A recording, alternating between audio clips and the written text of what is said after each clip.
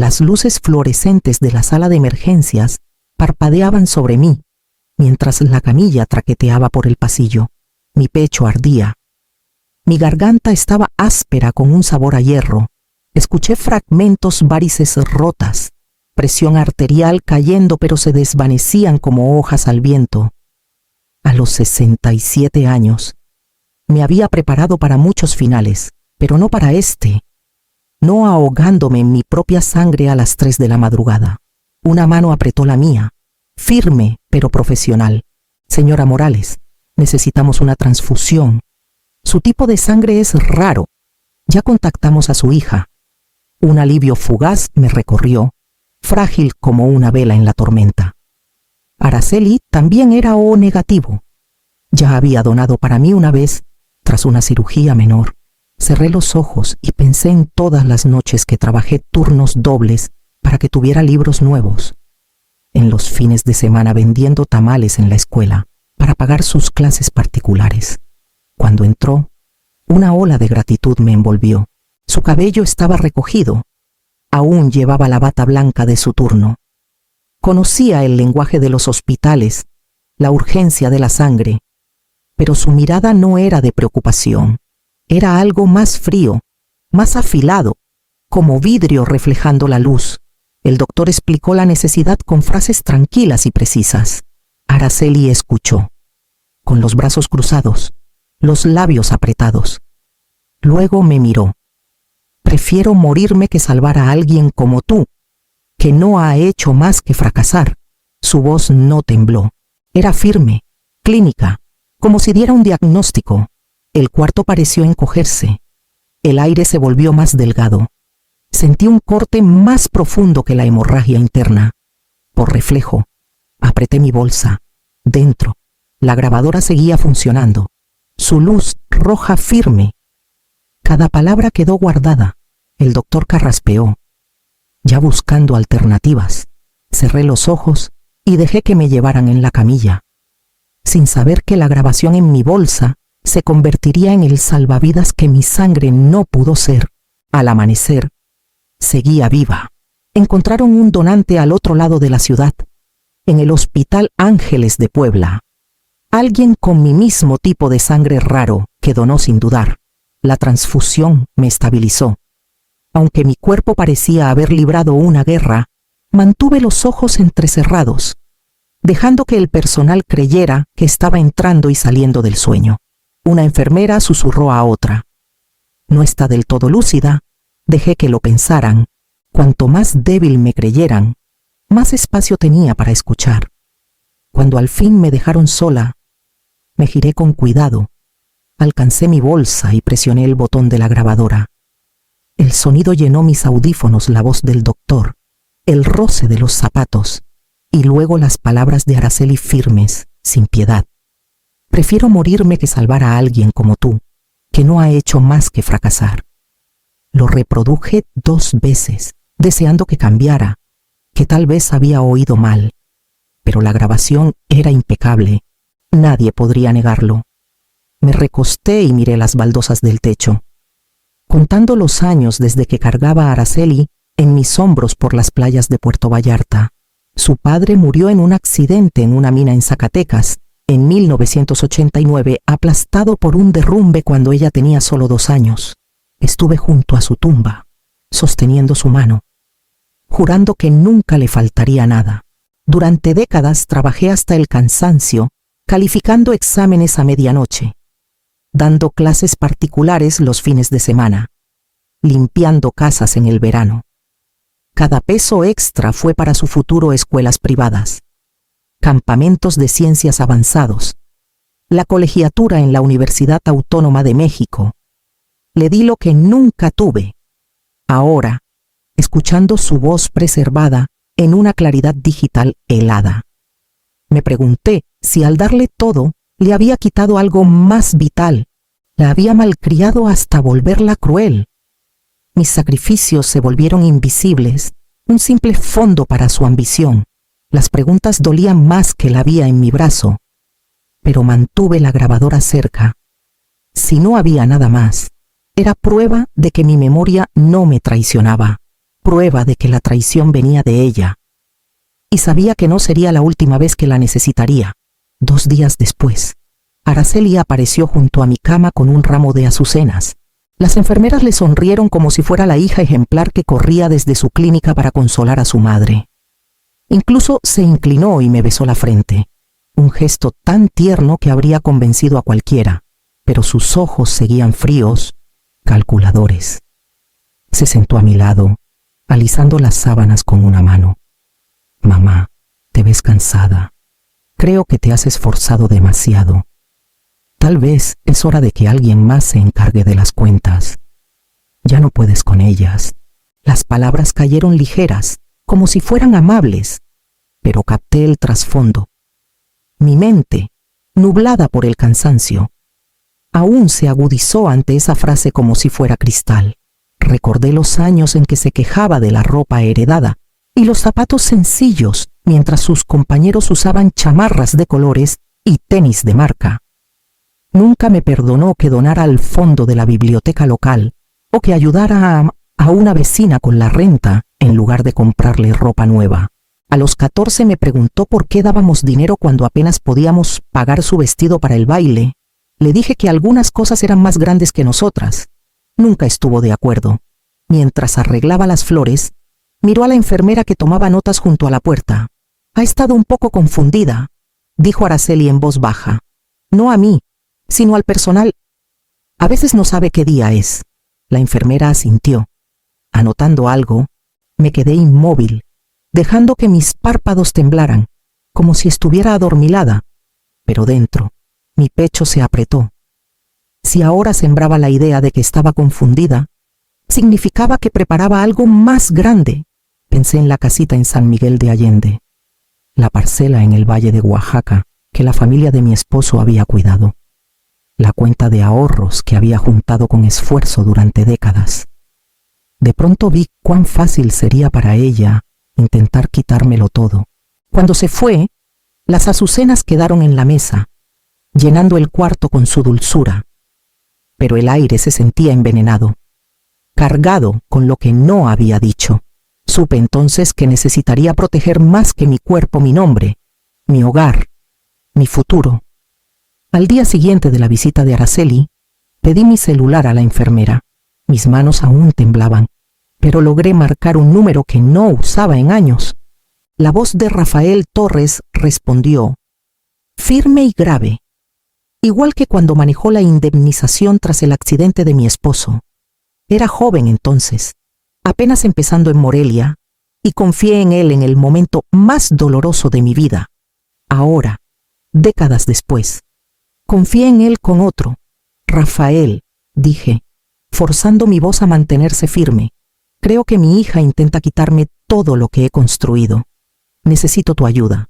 A la mañana siguiente, estaba sentado al pie de mi cama, con una libreta amarilla en la rodilla. Escuchó sin interrumpir mientras le contaba sobre la negativa, la grabadora, los comentarios al personal. Cuando terminé, asintió una vez.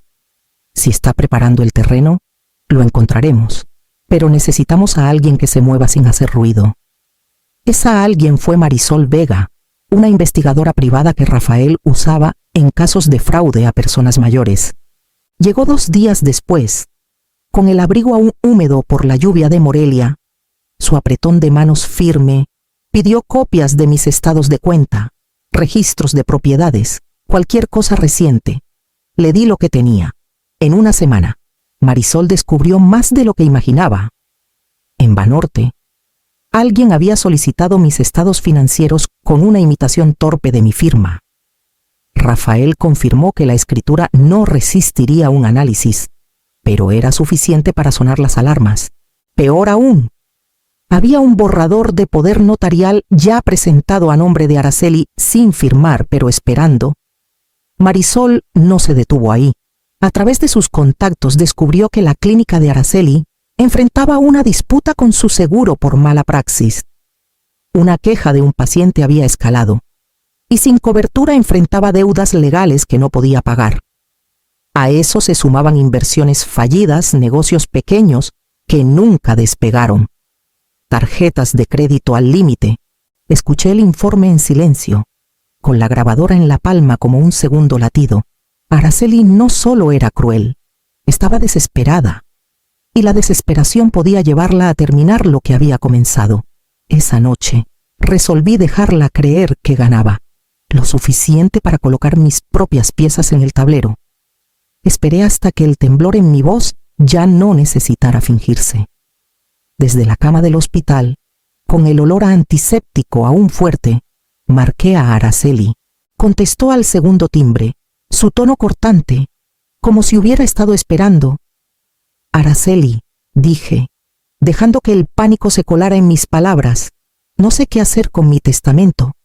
Todo está revuelto, y siento que se me acaba el tiempo. Hubo una pausa breve. Luego su voz se suavizó de una manera que no sonaba a consuelo, sino a cálculo. No te preocupes, mamá. Yo me encargo de todo. Nos aseguraremos de que quede en orden. Tú solo descansa. La avidez en su respuesta me dijo lo que necesitaba saber. Vendría. Cuando Rafael y Marisol me visitaron ese día, nos sentamos en mi mesa de cocina en San Miguel de Allende, con el crujido familiar de los pisos de madera bajo las sillas. Rafael trazó el plan con la paciencia de un abogado en corte, cada ángulo considerado, cada riesgo nombrado. Marisol, meticulosa y sin sentimentalismos, puso una bolsita de terciopelo en la mesa y sacó lo que parecían objetos cotidianos. En realidad, eran cámaras disfrazadas de marcos de fotos, micrófonos diminutos diseñados para captar cada susurro. Para la tarde siguiente, mi sala se había transformado en un escenario. Un reloj en la repisa tic-tacaba inocentemente, ocultando un micrófono en su estructura de madera. La foto de mi difunto esposo, usualmente cargada de memorias, ahora tenía una lente del tamaño de un botón, en la cocina. Un notario de confianza de Rafael esperaba en silencio, listo para entrar en escena. Caminé lentamente por las habitaciones, apoyándome en los marcos de las puertas, ensayando mi papel, la madre frágil, confundida pero cooperadora, lo bastante insegura para dejarse guiar. Araceli lo creería, porque quería creerlo. Esa noche, mientras me acomodaba en el sillón junto a la ventana, imaginé su rostro al cruzar el umbral. Por primera vez en semanas, sentí un destello de control, y cuando el golpe en la puerta llegó, supe que la obra estaba lista para empezar. Abrí la puerta en bata, con el cabello desaliñado, arrastrando las pantuflas contra el piso de madera. Araceli me miró de arriba abajo y, satisfecha con lo que vio, entró como si la casa ya fuera suya. Traía un maletín de cuero, lleno de papeles. Mamá, dijo con una voz que destilaba paciencia, tenemos que hablar de tus propiedades antes de que se compliquen más las cosas. Es mejor arreglarlo ahora, mientras puedas. Me arrastré hacia el sillón y me hundí en él, dejando que mis manos temblaran como si apenas pudiera sostenerme. Ella extendió los papeles sobre la mesa de centro, como un repartidor barajando cartas. La parcela en el Valle de Oaxaca debería pasar a mí, dijo, tocando una carpeta. Y el departamento en Guadalajara, también. Ahorraremos impuestos si los ponemos a mi nombre. Tu cuenta en Banorte también debería transferirse. Ya no tendrás que preocuparte por pagar cuentas o llevar la pista de los estados. Su tono era clínico, como el que usaría con un paciente, pero capté el brillo en sus ojos. Pensaba que estaba a punto de ganar. Asentí lentamente, dejando que mi mirada vagara como si sus palabras fueran difíciles de seguir. Suena razonable, murmuré, ganando tiempo. Sus hombros se relajaron. Creía que me tenía. Cuando deslizó el poder notarial sobre la mesa, dejé mi mano flotar sobre la pluma. Luego levanté la vista y encontré los ojos de Rafael. Él se levantó desde una esquina de la sala, y con una señal, el telón se abrió. Dos oficiales dieron un paso adelante, seguidos por el notario, con su portapapeles en mano. Araceli se quedó helada. Rafael presionó un pequeño altavoz. Mi sala se llenó con su propia voz de aquella noche en el hospital. Prefiero morirme que salvar a alguien como tú, que no ha hecho más que fracasar. El rostro de Araceli palideció, Sus labios se abrieron sin emitir sonido. Los papeles en la mesa temblaron bajo sus manos. Por primera vez. Pareció entender que ya no tenía el control. Me recosté en el sillón, sin fingir debilidad. El escenario que había preparado ahora era suyo para tropezar, y el silencio que siguió fue más pesado que cualquier acusación que pudiera hacerle. En una semana, la historia se extendió más allá de mi sala. El periódico El Imparcial de Oaxaca la publicó en primera plana: hija niega sangre y planea apoderarse de la herencia. Mi nombre estaba justo bajo el titular, y aunque el artículo relataba mis años enseñando historia de México en la preparatoria, las palabras que atrajeron todas las miradas fueron las de ella: la negativa, el plan para despojarme de mi hogar y ahorros. Las llamadas comenzaron casi de inmediato. Exalumnos, ahora adultos con hijos propios, dejaron mensajes de apoyo y sorpresa. Algunos recordaban los viajes escolares a Chichén Itzá o las tardes que me quedaba después de clases para ayudar con sus debates. No podían conciliar a la maestra que les enseñó sobre los zapotecas con la madre traicionada en su cama de hospital. Su compasión era como un bálsamo, pero cada mensaje me recordaba la herida. En la Universidad Autónoma de México, el Comité de Ética se reunió a puerta cerrada. Para el fin de semana, los privilegios clínicos de Araceli fueron suspendidos. Por Rafael supe que sus colegas en la clínica suburbana se distanciaban, murmurando sobre deudas y demandas por mala praxis. Ella había intentado proyectar control, pero su reputación se derrumbaba tan rápido como las torres de papel que había construido. Mientras tanto, Rafael solicitó una orden de restricción. Un juez en San Miguel de Allende la otorgó sin dudar, prohibiendo a Araceli contactarme directamente. Al mismo tiempo, el tribunal aprobó un congelamiento de emergencia de todas mis cuentas, asegurando que ninguna firma no autorizada tocara lo que me quedaba. Por primera vez en meses, sentí las paredes de mi vida aseguradas. Aún así, la vindicación no sabía cómo esperaba. Mi nombre estaba a salvo, mis bienes protegidos, mi hija expuesta por lo que hizo, pero por las noches, en el silencio de mi casita en San Miguel, me sorprendía mirando la silla vacía al otro lado de la mesa. El silencio era diferente ahora, más pesado, no producto del engaño, sino de la ausencia. Había ganado la batalla para protegerme, pero no podía callar el dolor de saber lo que costó. Ese dolor se profundizó con la llegada de las fiestas, y la mesa que soñaba llenar con familia quedó con un solo invitado que aún venía. El día de Acción de Gracias llegó con el frío de finales de noviembre, con un cielo gris mexicano que parecía presionar los tejados. Asé un pavo pequeño de todos modos, más por costumbre que por esperanza.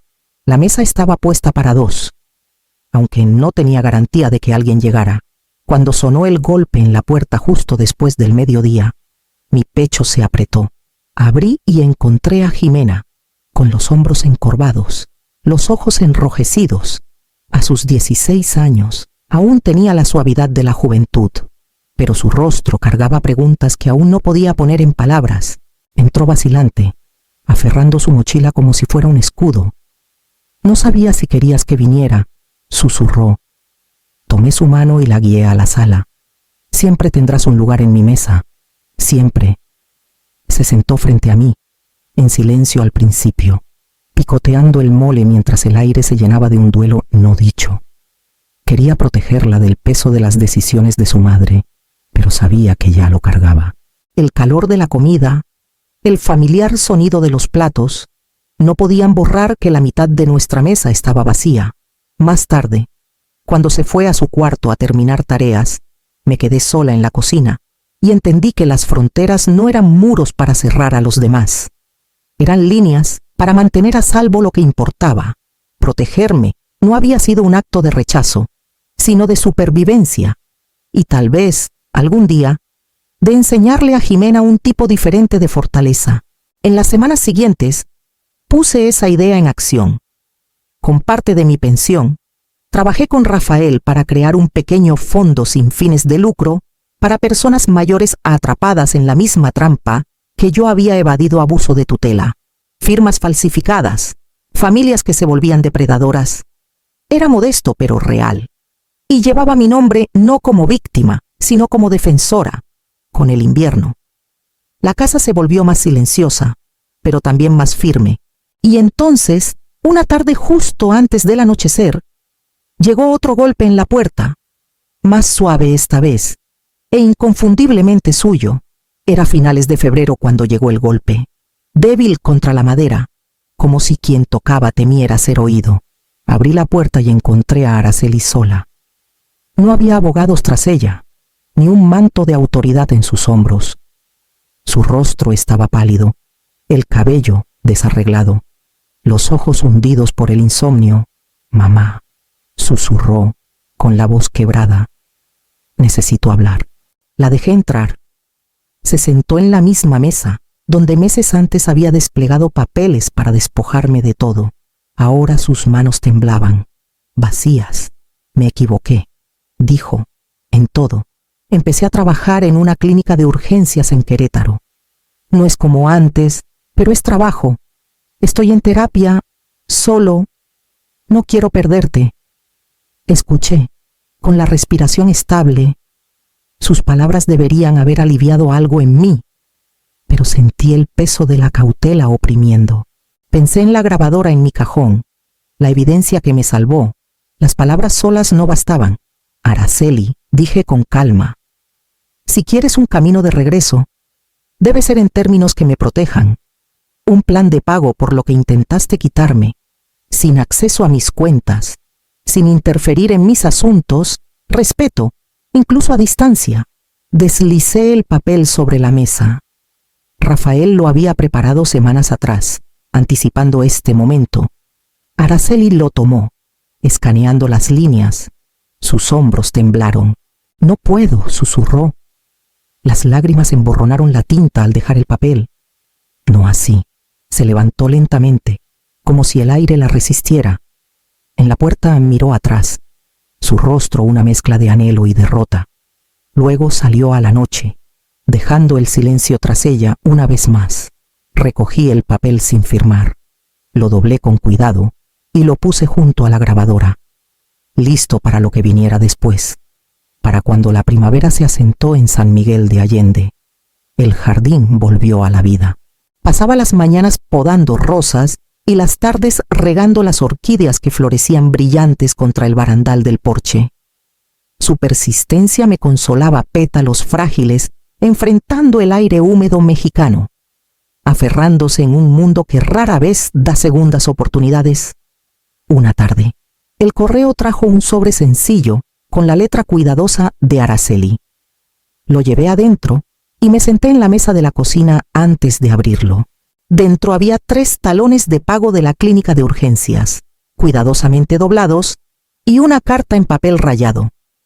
Escribía sobre un trabajo estable, sesiones semanales de terapia, la primera vez en años que aprendía a sostenerse sola.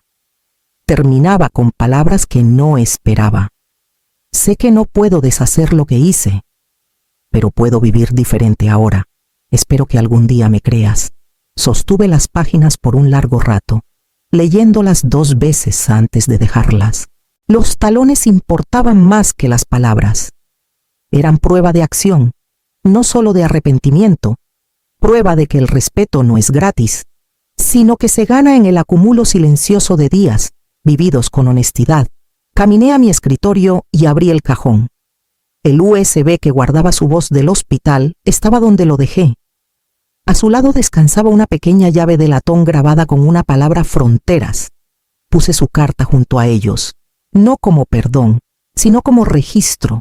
El jardín afuera brillaba en la última luz del día, y sentí una calma firme echar raíces. La sangre casi me acaba, pero las fronteras me salvaron. Y el mañana, lo sabía, se construiría no sobre lo que me quitaron, sino sobre lo que elegí conservar.